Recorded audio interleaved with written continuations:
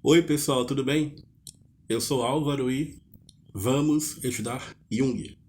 Bom, pessoal, essa é a aula 1 do minicurso Os Deuses Tornaram-se Doenças. Eu gostaria de, com essa aula 1, falar um pouco sobre alguns problemas da análise junguiana. Por quê? Porque como a relação com o inconsciente passa necessariamente pela análise. Porque o que é análise em Jung? A análise em Jung é um confronto com as imagens do inconsciente. Tá? Esse confronto significa um estar face a face com. Não é uma briga, você não vai brigar com o inconsciente. Quer dizer, às vezes você vai. Né? Às vezes você vai, mas o objetivo fundamental não é esse. Tá? Porque, inclusive, o que caracteriza a neurose, a nossa neurose, de um ponto de vista junguiano, é a gente não aceitar os conteúdos psíquicos do inconsciente que querem emergir para a consciência. Né? E aí é que está a briga. A neurose é essa briga das imagens do inconsciente vindo para a gente não quer, a gente não aceita, a gente não quer conversar com elas, a gente não quer dialogar com elas, e aí a gente adoece. E aí os deuses se transformam em doença. Os deuses transformaram-se em doença na nossa época. Tá? Na época em que há uma dissociação da psique coletiva, em que há uma perda do senso do sagrado e que há uma falta de vida simbólica para a maioria das pessoas. Não é à toa que um dos grandes problemas da neurose contemporânea é justamente a neurose pela perda do sentido da vida. Tá? E só é possível criar um sentido para a vida por meio de uma atitude simbólica. E geralmente a atitude simbólica é dada pela consciência coletiva, muitas vezes religiosa, mas nem sempre. Né? Eu creio que um cientista, o próprio William James, vai falar isso, e o Jung vai citar o William James em Psicologia e Religião. O próprio James também enxerga essa possibilidade de vida simbólica no trabalho com a ciência. Né? Se você é um cientista, você também está vivenciando também um processo de vida simbólica. E na arte, né? A gente também pode falar que a arte é uma forma de expressão da vida arquetípica. Né? A arte vai tentar relacionar aquilo que nós chamamos de real, aquilo que acontece com a gente, com o mito. Né? Essa dialética entre o mito e o real. Né? Por isso que eu falo muito também do seminário de Nício da Silveira, porque a gente vê o trabalho artístico acontecendo. É sempre bom a gente ver as coisas acontecendo. Né? Existe uma fragmentação, uma degradação do mito na nossa época. Geralmente, quando o conteúdo arquetípico do inconsciente se manifesta sobre a forma de imagem arquetípica, de mitologema. Né? O Jung descobre o mitologema com as suas pesquisas enquanto médico. E está na clínica de Zurich, isso está bem falado, eu falei bastante sobre isso nos vídeos que eu fiz sobre os estudos psiquiátricos do Jung, que está no seminário Mapeando as Obras Completas, do Jung. Tá? Sobre a questão do sentido, tem uma playlist aqui no canal só sobre a clínica do Jung e o sentido da vida. Então a gente fala muito sobre essa questão do simbólico, a criação do sentido da vida, tá? E também o sentido do sofrimento. Mas quando a gente não consegue mais esse diálogo, o inconsciente produz sintoma e o sintoma se torna uma via então de acesso para que o diálogo seja retomado, para que os deuses que se tornam doenças, nossas neuroses, depressão, ansiedade, etc., possam voltar a nos oferecer o seu aspecto luminoso, a energia da imagem do arquétipo. Tá? Então eu gostaria de falar brevemente sobre dois problemas fundamentais que eu percebo na análise. Não tem como falar em psicopatologia, não tem como falar em adoecimento, não tem como falar em metáforas e em diálogos com o inconsciente sem falar, né, de análise. No fundo, esse minicurso está centrado na análise junguiana. Eu gostaria de falar dois problemas que os terapeutas, nós terapeutas junguianos, nós, uma hora, a gente vai terminar enfrentando e faz parte do confronto com o inconsciente do próprio terapeuta. Né? Que é aquilo que eu chamo, inspirado em Nietzsche, de o perigo das estrelas, tá? Na vida arquetípica. E o outro é que eu mesmo chamo de os riscos da dialética. Né? Vamos entender isso, certo? Uma vez, há muitos anos, eu participei de um grupo de estudo. Na verdade, o grupo de estudo frequentava aqui, né? Aqui em casa. Quarta-feira o pessoal vinha estudar filosofia, eu ficava com o pessoal aí. Às vezes eu pegava um livro que eu tinha em casa, dava pra galera ler. E uma vez eu peguei um texto do Nietzsche, em que o Nietzsche fala do Tales de Mileto. E o pessoal leu e debateu esse texto. Pegava muito texto dos filósofos e dava pro pessoal ler. E o pessoal lia e debatia. É o texto que o Nietzsche vai fazer uma apologia ao Tales, né? Vai pegar a afirmação a água é a origem de todas as coisas do Tales e vai colocar como sendo o primeiro enunciado científico do Ocidente, embora errado, mas é um enunciado feito a partir da observação. Se Tales tivesse dito, por exemplo, a água é a origem da vida, possivelmente ele estaria certo. Porque até hoje, né, é uma vitória da cosmologia de Tales, até hoje, quando os cientistas descobrem um planeta fora do sistema solar, um exoplaneta, a primeira hipótese que eles levantam para saber se há vida naquele planeta é se existe água. Né? Existe água nesse planeta? É a primeira pergunta que a gente se faz. Né? Porque a água é símbolo da vida. Né? Então a água, de certo modo, é a origem de todas as coisas, pelo menos dos seres viventes. Né? E Nietzsche fala, né, que Tales gostava muito de observar os astros no céu, os onipotentes estrangeiros, né, que planam no céu.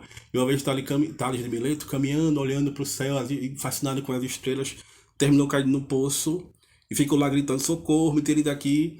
E uma moça que estava vendo isso, uma moça da Trácia, começou a zombar dele. Tá? Por que eu estou falando isso? Porque existe muitas vezes uma tendência, pessoal, na clínica, da gente que é analista, só se interessar por arquétipos. Né? A gente só se interessar por imagens. Só se interessar pelas estrelas. É o que Nietzsche chama de perigo das estrelas. E também a gente mecanizar as imagens. Né? Porque o próprio Nietzsche também falou que é necessário ter um caos dentro de si para gerar uma estrela dançante. E que a primeira definição já congela a estrela, já congela a imagem. Então, no trabalho com as imagens vivas e espontâneas do inconsciente, não congelar as imagens, não mecanizar as imagens, mas também não ceder totalmente ao fascínio das imagens que podem nos possuir. Né? Eu lembro que uma vez eu estava prestes a começar a minha vida de psicólogo junguiano, faltava muito pouco mesmo, faltava dias. E aí eu sei que eu vou atender, eu vou precisar, né, estudar para poder atender. Seria interessante que eu fizesse uma lista de arquétipos para quando aparecer isso eu já saber mais ou menos para onde vai. Né? E aí eu tive um sonho que eu estava diante de uma mesa com várias cartas de baralho, semelhante a um tarô, e essas cartas eram imagens arquetípicas. E eu pegava uma, lia, pegava outra ali, colocava em cima da mesa, elas se embaralhavam de novo. Aí eu pegava uma ali, pegava outra ali, colocava na mesa, eles se embaralhavam de novo. Ou seja, eu não posso conhecer todos os arquétipos, é impossível. Eu só posso conhecer alguns. E mesmo que eu conheça alguns, não adianta eu tentar definir, não adianta eu tentar decorar. Por quê? Porque eles vão sempre se embaralhar. Eles vão estar sempre formando uma espécie de caos. Como diria Nietzsche, é necessário ter esse caos para gerar uma estrela. Tá? Então, assim, o que o Jung vai fazer com a pesquisa com as imagens é se interessar pelas imagens, né, do inconsciente, porque essa é a base da análise, o centro da análise, o confronto com as imagens do inconsciente, por meio de um método empírico, fenomenológico, descrever essas imagens e tentar explicá-las, tentar encontrar o sentido dessas imagens e principalmente, tá, gente, tornar essa experiência algo replicável. Replicável por mim, replicável para você, replicável para todos. Tá? O que acontece muitas vezes, a gente vê, né, que algumas pessoas, quando se interessam pelas imagens, cedem muito ao aspecto estético da clínica do Jung. Espécie de esteticismo, aspecto estético da obra do Jung. Ah, mandala, mandala, mandala, sabe? Isso é ceder ao aspecto luminoso, isso é ceder ao aspecto estético, isso é cair no poço. Isso é o perigo das estrelas, o perigo das mandalas, por exemplo. E o outro aspecto que eu gostaria de conversar com vocês é sobre os riscos da dialética. Por quê? Porque para a gente poder ser junguiano, a gente precisa desenvolver a função pensamento. Né? Mas o que vai predominar na clínica do Jung é a função sentimento. Né? Então é mais ou menos eu, né, estudando para atender e aí pensando aí o aspecto psicodinâmico compensatório do sonho vai corrigir minha atitude, vai retificar minha atitude e a minha consciência, dizendo não decore arquétipo, não se preocupe com isso, porque isso vai emergir. O que importa é a relação de sentido que você pode estabelecer com o paciente. Tá? O sonho corrigiu minha atitude. Tá? Isso acontece o tempo todo. Os sonhos corrigem atitudes. Tá? Os sonhos nos retificam. E é por meio da retificação que o progresso científico pode ocorrer. Mas também a questão do elemento dialético, né? Que a dialética ela tem uma característica, gente, de sempre prosseguir, de sempre continuar, de nunca parar, porque toda tese vai gerar uma antítese sempre, que vai gerar uma síntese, que vai se retroalimentar, que vai gerar uma outra tese, que vai gerar uma antítese, que vai gerar tese, que vai gerar... Aquele discurso racional que também faz parte de um automatismo. No caso do automatismo intelectual, que não para, não para, não para, não para. Isso é tão perigoso, tá, gente? Ah, meu Deus, porque isso é substituir a experiência vivida por palavras, né? É algo extremamente perigoso. Você querer transformar a experiência do inconsciente apenas em um discurso. Em um discurso sobre o inconsciente. Por mais que a clínica do Jung busque também o fator explicativo. E aí uma forma que o Jung encontrou para a gente não ceder aos riscos, ao problema definido da dialética, é o que Jung chama de fator eficaz. O que é o fator eficaz? É aquele gesto do analista, aquele gesto do terapeuta, que vai fazer com que o paciente saia o mais rápido possível do seu estado de estagnação neurótica. E Jung recomenda, pelo menos ele diz, eu nunca vou além do fator eficaz. Porque ir além do fator eficaz, você já está querendo fazer um outro tipo de coisa. Tá? Você já está fazendo um outro tipo de perspectiva de conhecimento. Talvez você esteja mais filosofando, que é algo muito necessário, mas com a forma de aprofundar pontos específicos do trabalho clínico. Ou construindo um excesso de discursos epistemológicos, que são importantíssimos, porque a gente precisa de uma atitude científica. A gente não tem atitude científica sem epistemologia.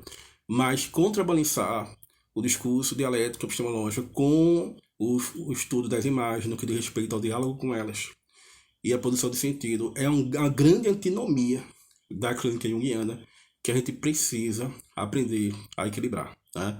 Então, por exemplo, do mesmo jeito que Tales dizia que a água é a origem de todas as coisas, Zósimo, que é um famoso alquimista, que Jung vai analisar as imagens, as visões do Zósimo, comparando com o rito católico. Eu fiz um mini curso inteiro sobre isso aqui no canal, chamado O Símbolo da Transformação na Missa. Vai dizer que o mercúrio é a origem de todas as coisas, né? Porque o mercúrio é, alquimicamente falando, o único metal que a temperatura ambiente é líquido e é a base da transmutação do ouro alquímico. Tá?